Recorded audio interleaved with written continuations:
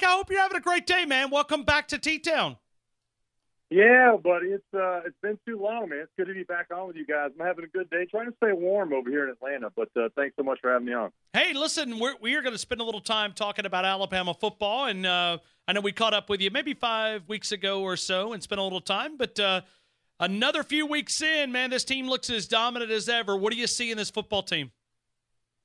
Yeah, I see a team that's becoming more well-rounded. I think that's what's so nice about Alabama is, yes, they hit some peaks early in the year. Yes, they came out firing against Louisville and some of the other defenses they saw early on, Ole Miss and such. But this team's really starting to become well-rounded. It looks like they're finally starting to find their rhythm in the running game. They're obviously, with Quentin Williams, starting to find their rhythm up front defensively.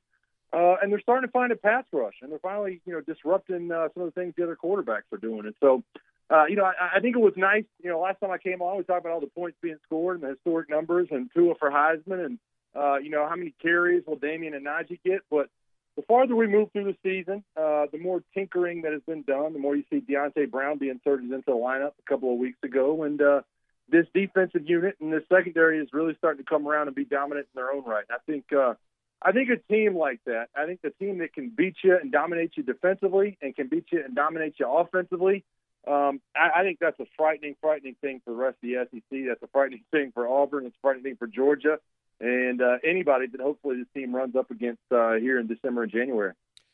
Mike, help us understand, because I feel like that we've picked on this guy a little bit, but when Deontay Brown went down and Lester Cotton came in at left guard, it seemed like maybe it was just coincidence, but Alabama sort of lost a little bit of that punch. Why did they or did they? Well, Lester Cotton's been one of those guys that's been a love-hate relationship for me as an offensive lineman. I think that he would tell you himself that there's been some inconsistencies that he's battled throughout his career. And we've talked about it, the lateral movement or lack thereof in Lester Cotton's game. He's one of those guys, listen, you line him up in a thin hallway, and he's gonna run somebody over. But moving side to side, passing off stunts and twists in the passing game, being able to make adjustments on the fly for run-throughs, the linebacker position, or maybe, defensive line stemming across your face and so on and so forth.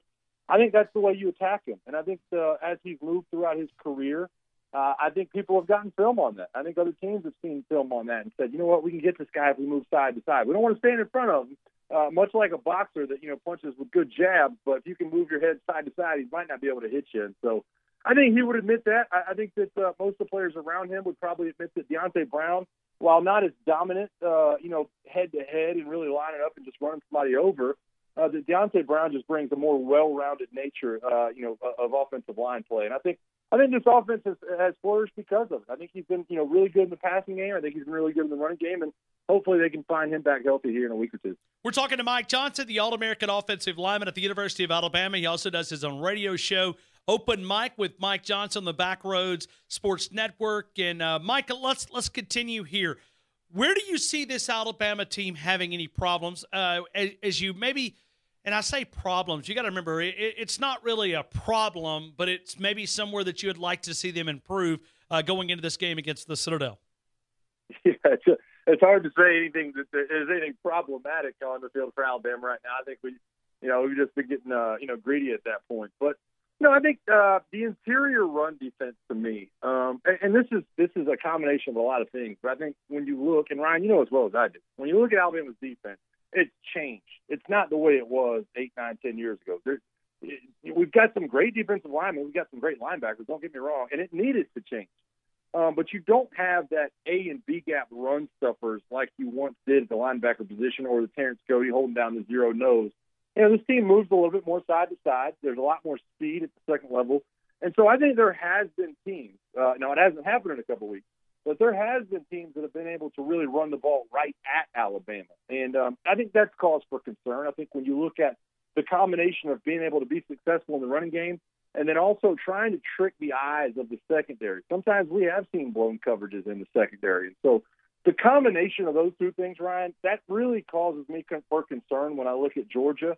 Now, the question being, can Georgia's offense keep up with what Alabama's offense is going to be able to do? I don't know. But Georgia's going to try to run the ball right at you. DeAndre Swift and Elijah Holyfield are going to find some yardage.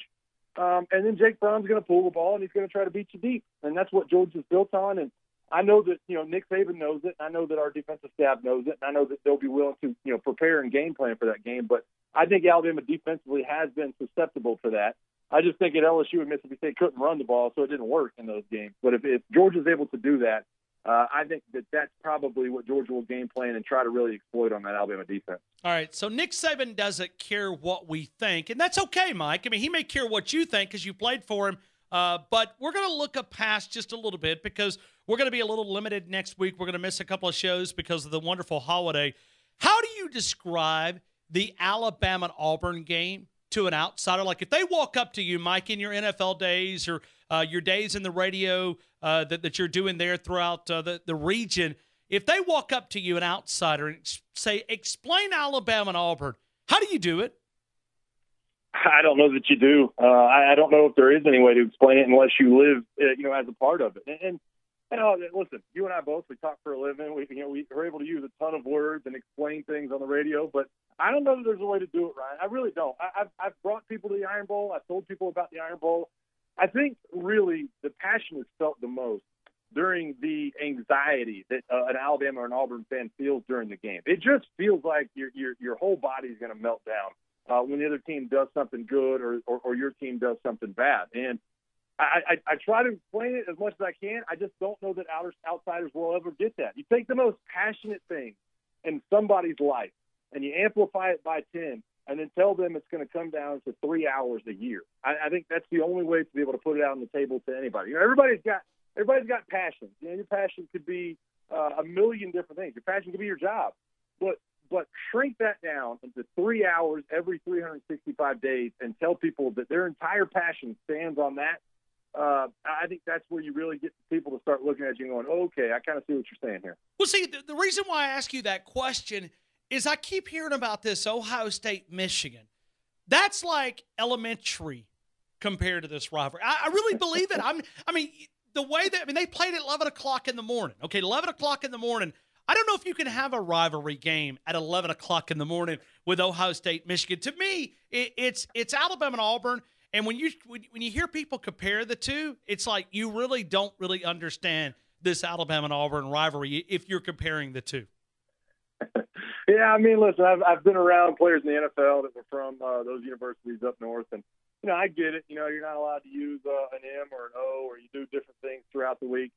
But I think it's just I think it's unparalleled. And obviously, I probably have my crimson glasses on, but the stories I hear from up there, as opposed to the stories I hear from down in the state of Alabama and really throughout the Southeast, I just don't see it being even comparable. I think really in sports, you probably have to look at Yankees Red Sox to even get near what I feel in the Iron Bowl. I don't think there's any other college football matchup that really is even parallel to what Alabama and Auburn are doing. And honestly, that's going to be a big matchup between Michigan and Ohio State this year in terms of top 10 teams. Alabama and Auburn, yawn. We've been doing that for the last decade plus. And so on a national stage, I don't know if it even parallels it. Mike, what's happened to the Auburn Tigers? Where did they go wrong? What happened this year? Well, I think when you look at last year's football team for Auburn, Ryan, you had a really special relationship, I want to say, between Kerryon Johnson and between that offensive line. I think that Kerryon Johnson, in a lot of ways last year, made that offensive line look a lot better than they were because he was very, very patient. Not many of the linemen on last year's football team were dominant right from the start. And then Kerryon Johnson would kind of dip his head into the hole, and then one of the defensive linemen would come off and try to tackle him, and then the offensive line from Auburn would climb on top of him and bury him as soon as they tried to shed the block. Well, you don't have that relationship this year. You don't have that caliber of offensive lineman. You don't have that caliber of running back. You don't have, really the relationship between the two. They're just not corresponding very well over there. You took out a number of starts along the offensive line, a bunch of starts. You took out your offensive line coach. You took out your top two running backs. And replacing all that has proven to be too tough of a task for Gus Malzahn this year. I think if you're going to have the system they have without the special running back in Kerryon Johnson, that you really have to have a dual-threat quarterback. They don't have that in Jared Stidham right now, and I think it's proven to be a little bit too much for Chip Lindsey and Gus Malzahn. And they're going to have to get some things sorted out at the end of this season. I guarantee you some things will be different when Auburn takes the field next year. We are talking with Mike Johnson, which you can find him on Open Mic. Mornings beginning at 9 until noon. Open Mic available there in the wearebackroads.com, Backroads Sports Network. Mike, we always appreciate hanging out with you, man, talking a little Alabama football. I mean, this has been a special season, and it's been one that it's been kind of hard to describe in a lot of ways because they are so darn good. Yeah, they definitely are. Like I said, Ryan, I think the exciting thing about it is that they're only getting better at this point in my eyes. I mean, everybody points to injuries and getting dinged up, but, man, this team is on a roll. They've got the people to do it. They've got the coaches to do it. And buckle up, man. It's going to be a good ride over the next couple of months. It is going to be a lot of fun. Mike, I appreciate you for being a part of the show in Tuscaloosa, man. Thank you, sir. Hey, always a pleasure, Ryan. Appreciate it.